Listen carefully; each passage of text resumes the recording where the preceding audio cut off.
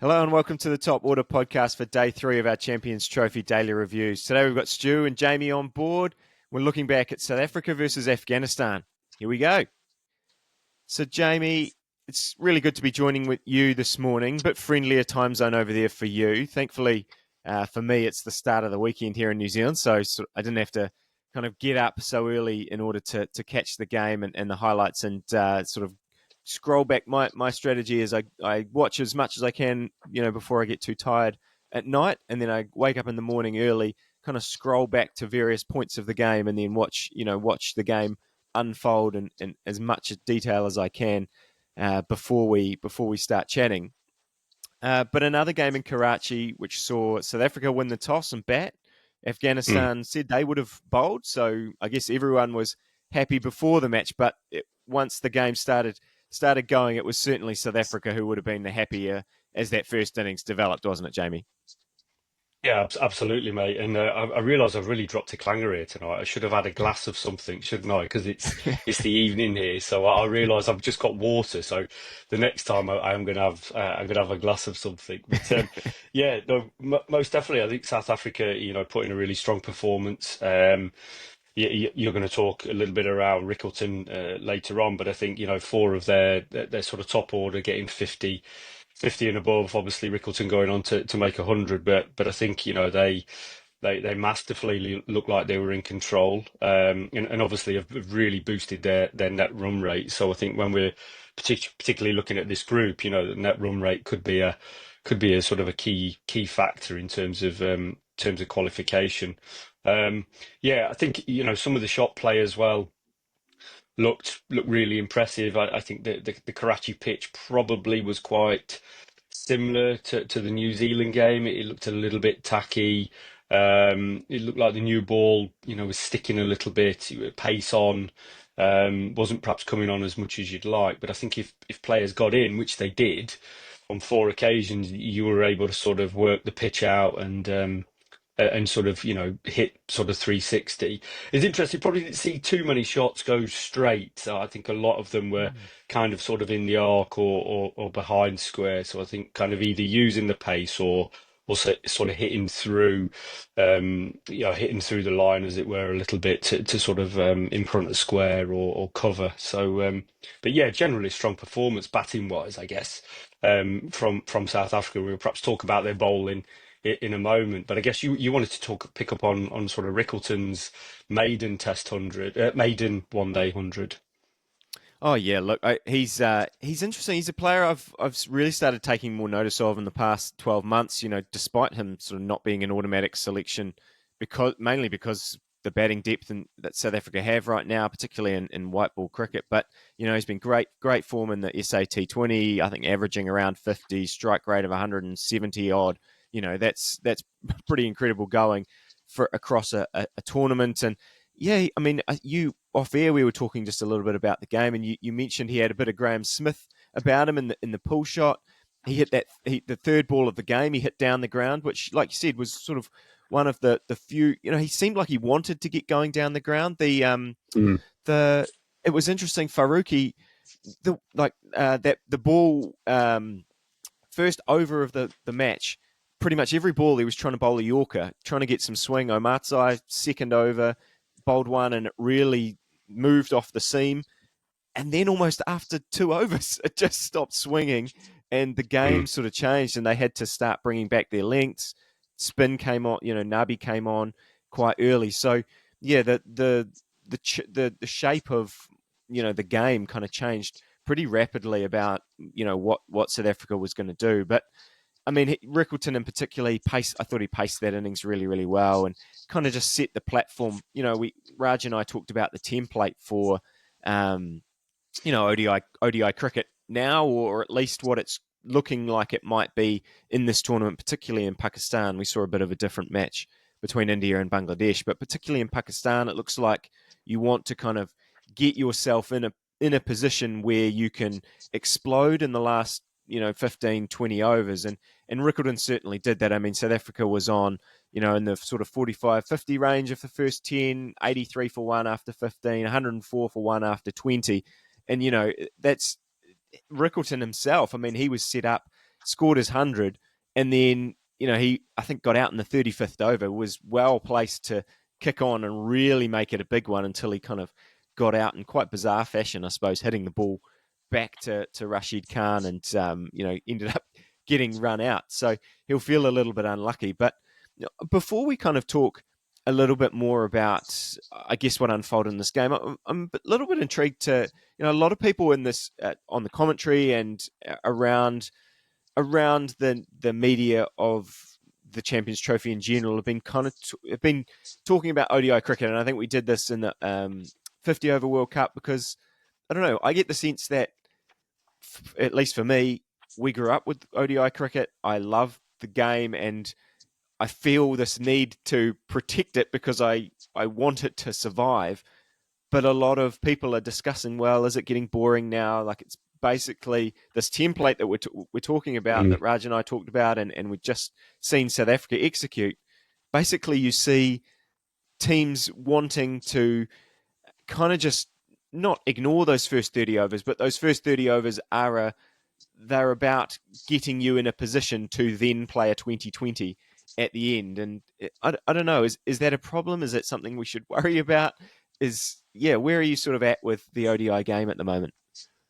No, it's a great shout, Stu, and I'm with you. I sort of grew up on it. I guess my early sort of baptism of it was, wearing coloured clothing, and the World Cup in Australia and New Zealand in sort of '92, and that brand of the sport, and I've grown up with it and fully endorse it. I think, as you say, the template has kind of has been there for a good few years. So in essence, it becomes a bit more predictable.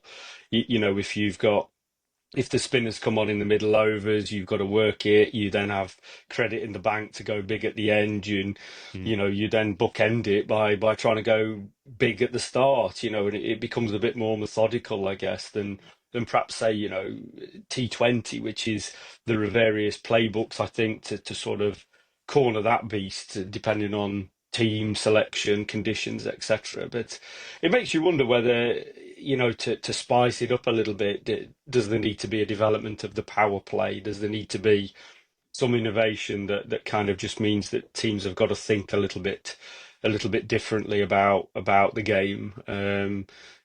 Because otherwise, do we just fall into this?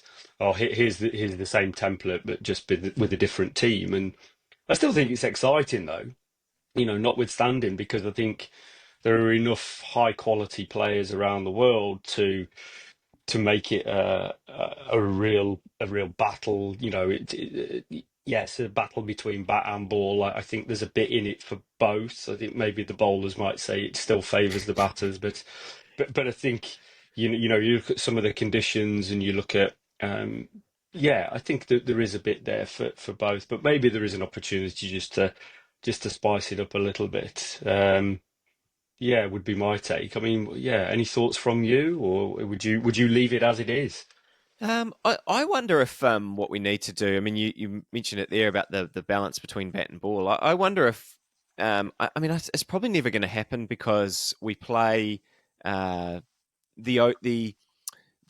ODI bilateral series sort of don't mean so much anymore, especially even if like rankings aren't going to mean a huge amount, because if the Champions Trophy qualification is going to be around getting performance in the previous World Cup, then the years in between aren't going to mean as much. But what we're seeing, I think, and has made Test cricket really interesting is the difference in pitches and the difference in challenges that you face all around the world, and almost more home advantage for a lot of sides are saying, okay, well, this is kind of how we want to play our Test cricket. I think that's what maybe needs to happen in ODI cricket a little bit more, because I think around the world now, these Pakistan pitches are a little bit different than what we might get here in New Zealand, for example, or what we might see in Dubai based on that first game that we've saw. But I don't know. I think maybe adding a bit of that element to say, okay, well, what if we were in Pakistan and it was the kind of pitches that we saw in the Test series there? It would make for very different type. Maybe it would be not so, maybe not quite that extreme, but it would certainly, I don't know. I think that would maybe add a new element to ODI cricket. But I mean, the template that we have for this tournament, South Africa is perfectly sort of set up for that. I mean, if we're going to go back to this game, I mean, their batting lineup. I mean, Klaasen out. That they kept that pretty quiet. That Klaasen Yeah. was going to be out. Mm. I mean, it certainly threw me. I mean, my predictions, my individual predictions in our preview show, I said Arshdeep would play a big part for India, left out of the first game. And then Klaasen, I said, would be the leading run scorer, and he's not in the mix for the first game either. So I haven't made a great start there. But, they even have, he's out, but still you've got Dazorzi, Rickelton, Bavuma, Van der Dussen, Markram, Miller, they're just perfectly placed. And as you said, 100, 350s, and I don't know, they might feel like they even should have got more with 200 on the board with 15 overs to go. And yeah, the way that people sort of score, especially this South African batting lineup, kind of pride themselves on being able to go at 10 and over now in those final overs. Shall we talk maybe a little bit about the bowling? Because, Yeah. I thought that it was quite interesting the way the two teams approached the game in terms of Afghanistan went in with those couple of seamers up front, but quite a heavy spin attack, whereas South Africa basically just said, we're going to lean into our bowling attack and Janssen and Mulder as our all-round bowlers who bowl seam as well. Yeah, did you find that interesting in any way? Yeah, I mean, in some ways, it kind of, I suppose, a little bit mirrored the New Zealand attack, didn't it? In terms of, like pace, but being cute with that as well. So not just trying to run in and bowl as fast as you can and knock the stumps down. I think what New Zealand, particularly what South Africa have done in this match, they were bowling back of a length short. They'd obviously detected a lack of confidence by the Afghan players to want to get into a comfortable position to hook or pull. And if you look at a lot of the dismissals, they are, way back in their crease. They're waiting for it because they know it's coming, and then they're either getting gloved, off the splice or out on the hook or mid wicket. So I think it was a genuine plan, and it was very obvious that once kind of the new ballness had gone, it was kind of like pitch it up early doors. Once that's gone, right, okay, we're going to go halfway down and sometimes maybe in our own half and test it out a little bit. And then I guess Mulder and Janssen kind of came on and, a little bit more kind of wicket to wicket a little bit, I guess. But yeah, I think talking to templates, it looks like this Karachi pitch, that could be one methodology here. We've seen it with New Zealand, we've seen it now with South Africa that actually, if you're going to do perhaps well, you've got to go with pace, but actually be clever with that. Pace on, pace off, vary the length. Yeah, you're not probably going to get your conventional caught at slip. I was actually thinking, how many have we actually had in the tournament so far that Yeah, have gone caught at slip conventionally? I don't I think we've can't think had of any. any. Yeah, Yeah. So maybe that's, I don't know, is that pace on the wicket or paces of the wicket, perhaps? But also maybe the line and the length that maybe attacks are taking, perhaps. Yeah. yeah, and it's been interesting to see. I mean, spin has played a factor, but it hasn't. We're not seeing teams rip each other out with their spin attacks, and Mm. yeah, it's going to be. I don't know. Maybe as the tournament develops, the pitches will wear, and we'll see more sharp turn. I mean, we've seen a bit of sharp turn, but yeah, I don't know. It's like you said that it seems like if this is the batting template, then teams are going to go to a bowling template where as soon as, like you said, as soon as that shine comes off, it's about having smart seamers that can use your off cutters, use your all sorts of different varieties. I mean, interestingly enough, Dale Steyn, he wasn't trying to be critical, but he talked about Faruqi in his first spell. He bowled bowled 5 overs in that first spell. As I said before, his first over was pretty much all Yorkers. As soon as the ball stopped swinging, he varied the length a lot. He used a lot of change ups, and Dale Steyn was actually talking about it in in a more negative sense and saying that, maybe we're seeing maybe what Afghanistan need to. I mean, they've played a lot of ODI cricket, but maybe not as many bilateral series against the sides that they're playing in this Champions Trophy in recent times. But he sort of talked about how Faruqi's spell of 5 overs looked more like a T20 spell in that he Mm. was, and that he might actually benefit from running in and trying to work away and set a batter up, trying to hit the same area 4 or 5 times. And then, I don't know, Tim Southey's kind of the name that comes to my head when I think about these. He would often go, away, away, away, and then bowl his, 3/4 ball that comes back in and traps someone LBW. That sort of became his calling card at the end. I mean, it wasn't really swinging conditions like that, but I think that seam bowlers in particular are going to have to get really smart about what their plans are going forward, because the pitches, like you said, of all along they've looked, they're not threatening. They might be challenging at times for batters, but they don't provide any threat level for the bowlers, certainly at this point in the tournament.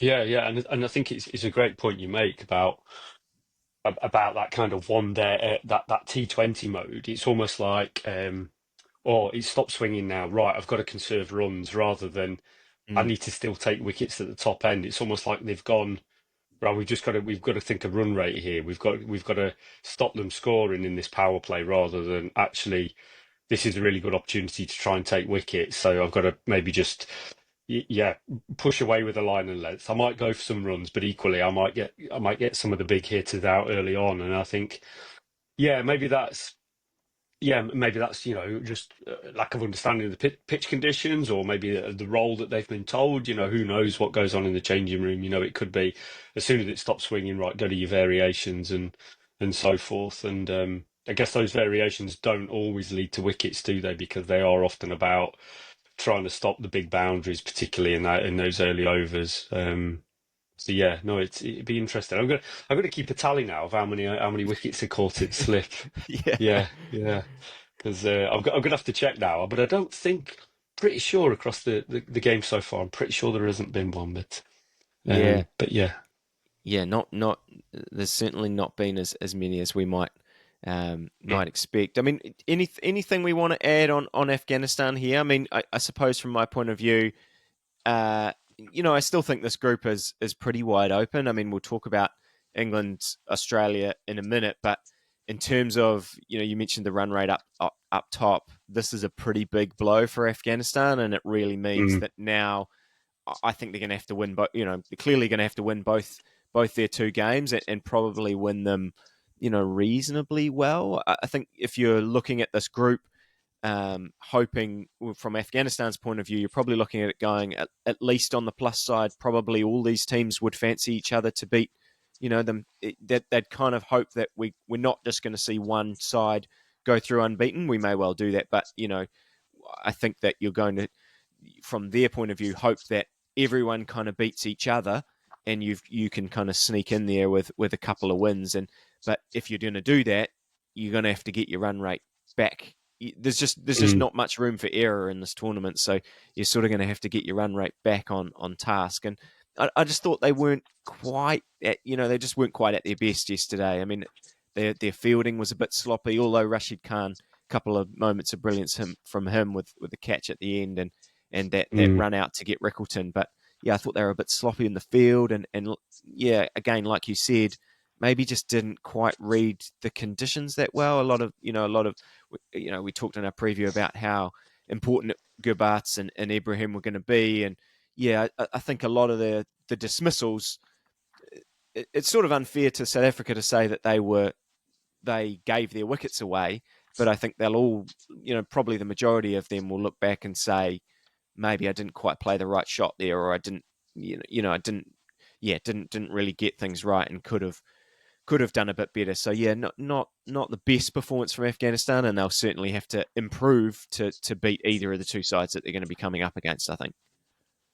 Yeah, and I think this is the type of tournament where you can't be off it. We've spoke about that before, but in arguably in the World Cup, for example, you can sort of ease yourself into the tournament. Here you can't, and they just looked a little bit like, yeah, that they weren't fully right, go type of thing. They Mm. were almost like trying to ease themselves in as the match was going on, rather than from ball one. And yeah, but I guess you know that it's hard for a lot of teams. It's hard for every team, I think, to play this format, because it is kind of risk and reward cricket. You yeah, there's no sort of second place at all. In this, you've got to, you've really got to hammer it from ball one, really, or else you put yourself right behind the eight ball, I think. So I think they do have a chance, in the sense that you know their spinning options are good quality, you know, that they have. And I think, you know, depending on what the other pitches are like after they've had more matches on them, I think that could give them an edge over the other teams. And you know, depending on, again, toss and conditions and so forth. But I think that kind of does give them an edge, you know, particularly in those middle overs. If the opposition, I'm thinking of England, if they get bogged down and the spinners are on top, you can see that becoming a very slippery confrontation for England in particular, or for anybody, because it becomes tough, doesn't it? You know, if you've got two quality spinners that are bogging you down, it's forcing you to do stuff. That's when wickets can tumble pretty quickly in that. And so I think, yeah, the cliche, the next match is really important. I think if they can get some runs on the board, as you say, for the net run rate, but also if they're in a position where the conditions are slightly more favourable to their attack, I think, you know, they could upset somebody particularly. You make a good point about the kind of just going to be on it, or you're going to get blown away. Because I think, if I even think back to the 50 over World Cup in 2023, and I don't think we saw many close games at all. And we haven't really. I mean, I suppose Bangladesh kept India at check a little bit yesterday, but you know, most of these games have been, you sort of, after a while, you felt like you knew who was going to win the game quite comfortably. And yeah, we've seen three games so far, and the margins of victory have been, you know, reasonably large, or at least comfortable, for those sides. So it'll be interesting to see how that develops over the rest of the tournament. I mean, how are you sort of feeling about England tomorrow and their chances? Um, Yeah, well, yeah, excited, I guess. Yeah, always, you know, England against Australia, whatever version of the sport is always exciting. And Yeah. yeah, looking forward to it. I think, you know, England have sort of named their team early for tomorrow, going in with Jamie Smith at three. Mm. Bryson Carse is in there with Archer and Wood, and Mm. Rashid is the bowling lineup, and then Livingston and sort of the usual suspects, I guess, within that. But it looks like Jamie Smith is going to take the gloves as well. So Phil Salt is in there as the opener with Duckett, Smith at three, Root at four, um, Brook at five, Butler six, Mm. Livingston seven, I think. It's a lot of power. Just about, yeah. Yeah, so yeah, it'd be interesting.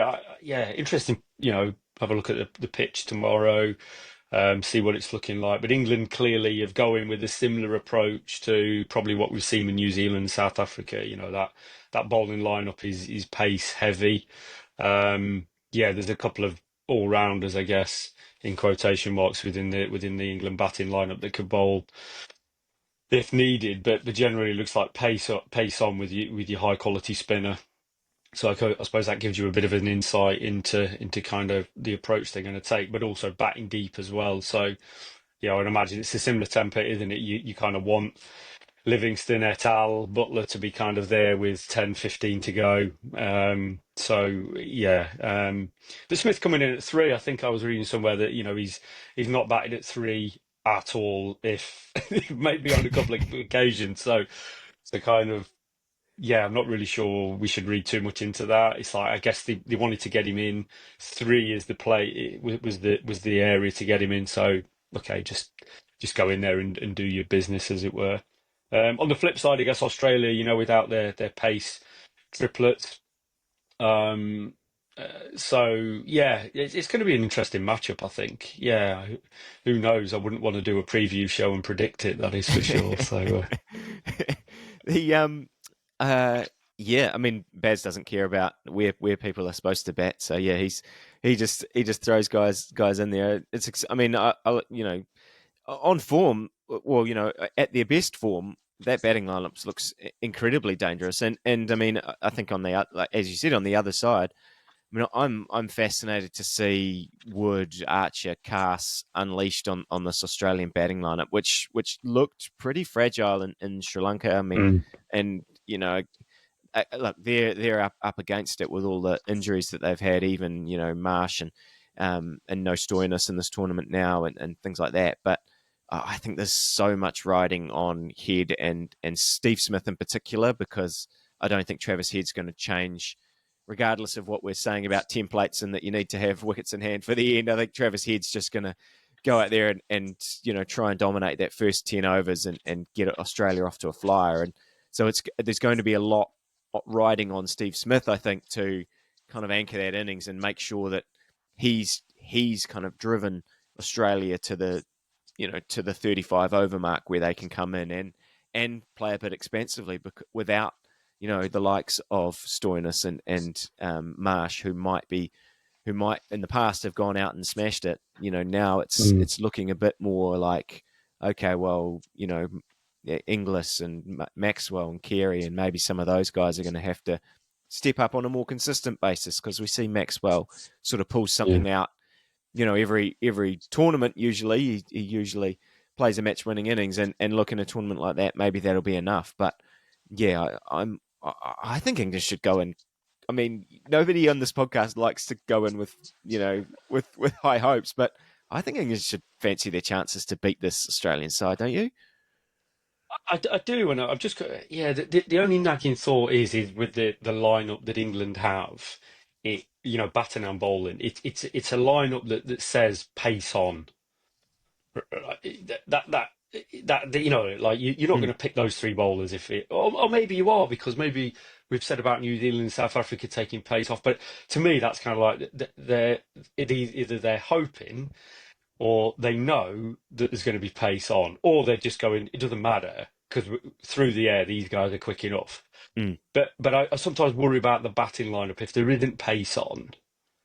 With some of the guys, they can get bogged down. We come back to the middle over thing, but it mm, just to me says, oh, we need pace on. So if I was Australia, I'd probably be looking to take pace off. And then the counter argument I have is, do England have the ability in that bowling lineup to take pace off?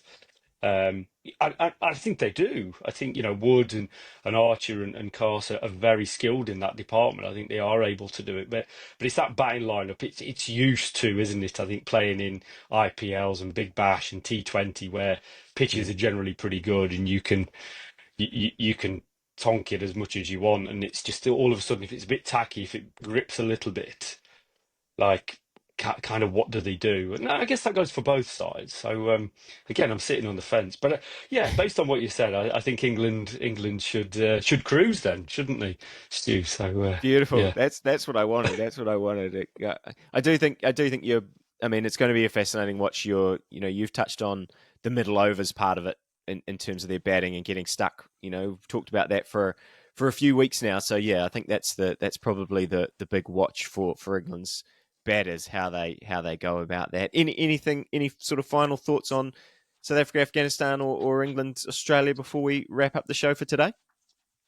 Just throw it out there. Is this South Africa's year? Is this the time that they finally arrive at a major tournament, or are they peaking too early? But arguably in a tournament like this, maybe you can't peak too early because of the number of games. I mean, they looked.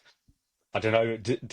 Have they looked the best side we've seen so far? I don't know. I was mightily impressed with New Zealand, and I thought India equally were just, Indian. They do what they do, and then they'll put in an unbelievable performance when needed. But I thought it was mightily impressive today. So yeah, I don't know. I don't know if this, do they move up into our sort of our favourite pot, now, or is it too early to call that?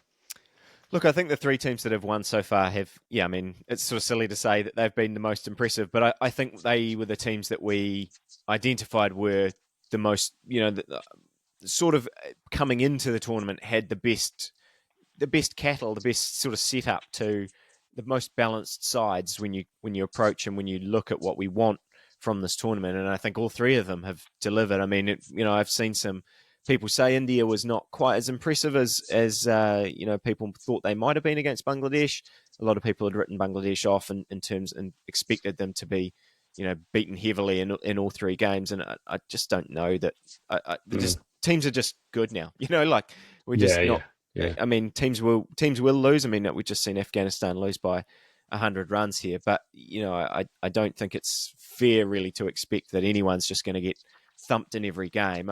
But I still, yes, India needed the majority of that 50 overs to chase down a relatively low score in ODI cricket these days, but they did it with, Hardik playing no real part with the bat, Jadeja playing no real part with the bat.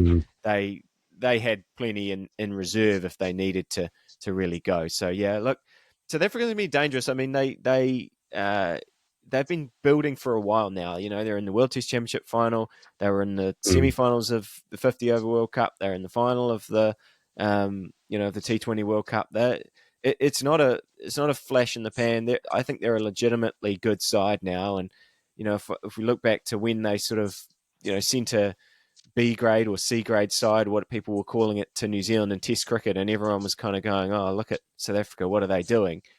Basically, since that moment, they've been very, very strong, and yeah, they've got a huge chance. They've got a huge chance, especially they did that today without Klaasen. So yeah, they're a quality outfit, and they're going to be tough for anyone. And this tournament, the way this tournament sets up, you get yourself to those semis, and you're 2 wins away from your 5 wins. You win 5 games in a row, and you've won the tournament. Yeah, you win it's as simple as that. Yeah, absolutely. Yeah.